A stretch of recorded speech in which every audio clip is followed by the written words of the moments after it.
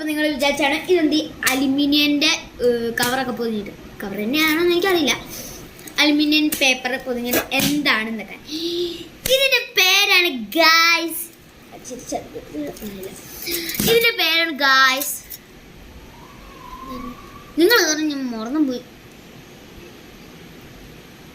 Butter നാൻ.